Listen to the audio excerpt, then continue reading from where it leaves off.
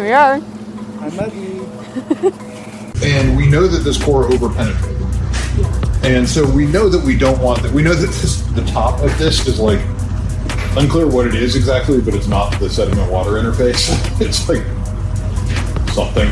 It's a mix of stuff. Spring. Now after they're done, be real careful not to step on the springs and break them off. They're real annoying to fix.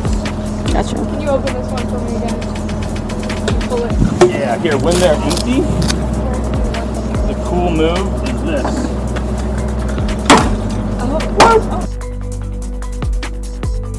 Episode 3, The How, Hit the Ground Running. Indigenous pedologist, or native soil nerd, as per her website, Lydia Jennings states we as the human race do not live on the soil, we are with the soil. Meaning that soil is not just an ingredient of your lifestyle, such as your day-to-day diet, but that you leave an undeniable impact on the planet throughout your life choices.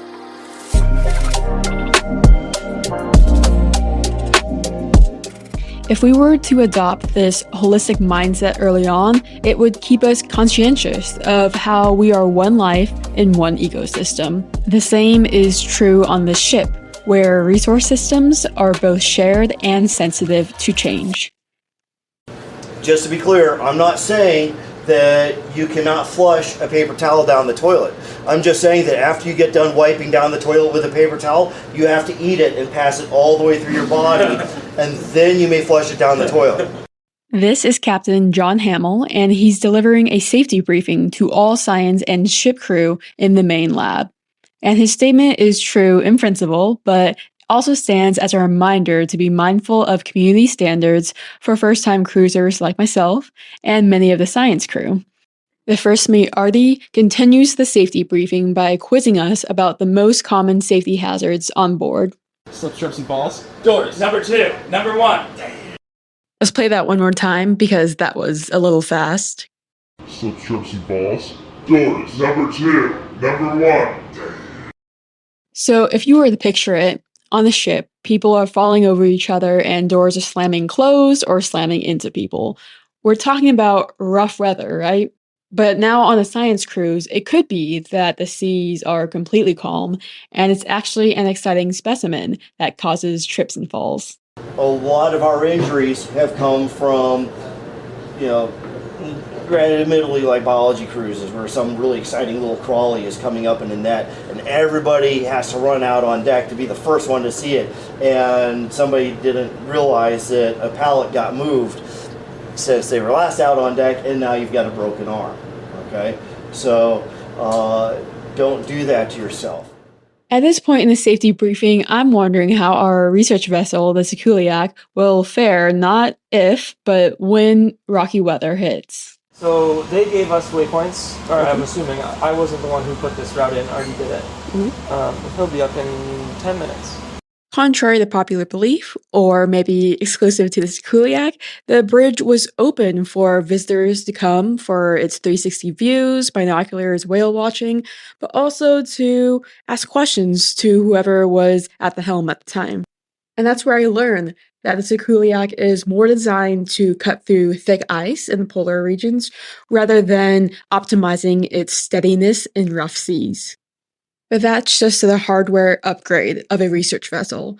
There is also a special software ability of this ship exactly for the work that we're doing. Here again is second mate Val at the bridge. So I'm just going to follow the line. Yeah. And I've got our multi-beam up so that I can monitor our depths because I'm worried about running the ship aground. Mm-hmm. And then when the coring happens, I'm guessing it's just like a waiting game up here for you, or? Yeah, so we'll stop with our stern. Because if we zoom in real close, we can see an outline of the ship. Mm-hmm. So we'll put our stern right over the waypoint where y'all want the core. We'll either go into full dynamic positioning on our computer system or hold the ship with a combination of our dynamic positioning system and like our own monitoring the bow thruster. Mm-hmm. And keep the ships in one place while they do the coring so that we get a good solid core. But yeah, mostly it's just us monitoring that the ship doesn't move around too much. Right, try to hold it steady. Which can be hard if you've got a lot of wind or current. then you really gotta watch. Now, before we get our hands dirty with information-rich sample gold, we have to know that the source of our funds for this trip, the National Science Foundation, or NSF, is one of the largest nonprofit research institutions in the country. In fact, a little birdie tells me that each day aboard the Sikuliak research vessel is worth about a base model Lexus, which means that there are standards to follow. This is the core labeling. Hello, if we haven't met, I am Chris, the coring technician. You are all the scientists, the core labeling technicians, amongst other things. Cores, the core tubes, are your sample tubes. They are your sample vials, they are your sample bags. It's your science or your boss's science that depends on it. So you are the stakeholders in seeing that the labeling is done correctly. Core without good labeling is worthless as any other sample that is not connected to its metadata. So we just need to make sure we do it right, and also consistently, and also according to the format of the core repository where these will go live on for all the other scientists in the future. Because all of the research team's samples are coming from the same sediment pulled up in the cores, we come up with a system similar to the way a kitchen would work in a restaurant. Fresh produce comes from the farm to the kitchen. Chefs cook ingredients into food in the main kitchen area. That food becomes entrees, which is then served to customers. Although in this case, the customers are onboard freezers because samples need to be stored until we return to land to bring them to home labs. So maybe we're more of a frozen food factory than a restaurant. The way the ship is laid out is that the core extraction equipment sits at the stern or at the tail end of the ship. From there, the cores arise fresh from the water and onto the deck, where they are cracked open, syringed, and scraped from, resulting in labeled and bagged mud. This labeling continues as journal recording in the Baltic room, a sort of industrial warehouse covered room with life jackets, hard hats, and workbenches. Continue walking towards the front of the ship, the bow, and there's the wet lab, where water sampling like rhizomes happen in the sink and where rain gear or fallies hang to dry nearby. From there, we turn to the freezers on the left for cold storage, or continue straight ahead to the main lab, complete with lab tables, countless outlets on walls and the ceiling, and fume hoods to further process samples. At the far end of the lab, near its entrance closest to the staircase leading to the bunks in the mess hall, is a whiteboard of the day's agenda and names of day shift and night shift that would serve as the time cards if this is really a restaurant. But unlike the Denny's next door to the Wilton Concert Hall in K-Town, this restaurant is not 24/7, and the menu changes all the time. Allie's night shift team is drilling holes into plastic tubes, along with MacGyvering other tools and equipment to make field science easier at sea. And here's Allie to explain the tools and procedures that they eventually decided on. Was the same as my favorite tool here, which is in this case, this is a mega corer, which is a lot like our multi-corer. This produces these nice short cores. What we like the most about them is this little bit of light that you can see through the top. That indicates that we've collected sediment and a really clean water column above it. So we can really understand what's happening at that interface between the mud and the water. We then take these cores. You likely saw some of us doing these kinds of things. We slice some of them to study the mud, but we also vampire some of them with something called a rhizin. So this is a filter that we insert into holes in our tubes. We connect them to syringes and we suck the water out at different sediment depths so that we can really understand how chemicals are moving between those solid phases and the water that's in our mud. Like we said, because all three research teams are drawing data from the same sediment sample type, sometimes the same sample, they'll collaborate over equipment and procedures once a core is pulled up on deck. Here's Allie again talking with Adriana Matthews, a senior student from the biology team. Yeah. I guess the other upside of picking one that we're taking is that we'll do a ton of chemistry on it. So if you get something that's like, at least you'll have that content. That would probably be so maybe we can pick one together. Yeah, I think that would be good for the substrate. And what are you using the CT water for? The substrate. Oh, substrate. So we're gonna do it with basically making like a sediment slurry. Mm-hmm. And then Delicious. we're gonna so we're gonna get it in here. We're gonna boil it for a minute. Make Rice cooker. Pasteurizing it, Yeah. with the rice cooker. And then it works. It boils. And then we're gonna put it in the fridge. The bottles you're And then I'm gonna run out and help with cores. Then we're going to add, like, I think it's like a mill of the water to like find the sediment, make a slurry, shake it up, and then we're gonna do the actual like substrate incubations from that slurry. Nice. Okay. Speaking about the biology team, I would offer myself as unskilled labor when needed and learned their sampling protocols.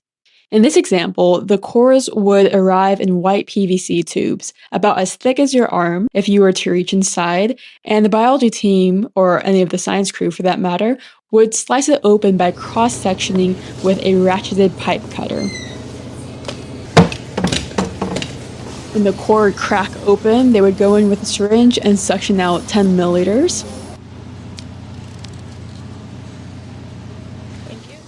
Then transfer it into small labeled bags. And to take you there, the difficulty of suctioning out whatever mud came in could vary depending on its consistency. It would be from a liquidy type like soup to a thick frosting kind of thing to just straight up hard ice cream like Häagen-Dazs level.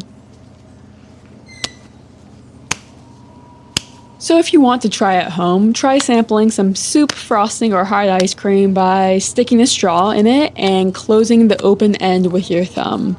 If your straw runs into a chocolate chip, well, the same thing happened to us. But we just CT scanned this core. And we learned that there looks like there is a large rock at 25 centimeters, another at 36, and a crack at 65. That's good to know. It is good to know. It'd be interesting to see. Oftentimes, rocks would lodge into the PVC pipe as the coring extraction equipment would sink into the seafloor surface. Luckily, we had an X-ray machine of sorts on board so we can scan the cores before we cut into them to know where the rocks were. Talk to Yanyu and Mo about that section 2. So GC 004 section 2, which they will have CT scanned, and see if you, in fact, you can grab my. Here is Drew handing off a notebook of core information to Megan. When he says GC, it means gravity core, which is one of the more basic cores, sampling less than 10 meters into the surface. Notes about cores that get taken. These are sort of internal notes, and also about which sections we are, which depths we are sampling from the long cores. Also, like, basically, it's not notes about stuff downstream from cores coming on deck.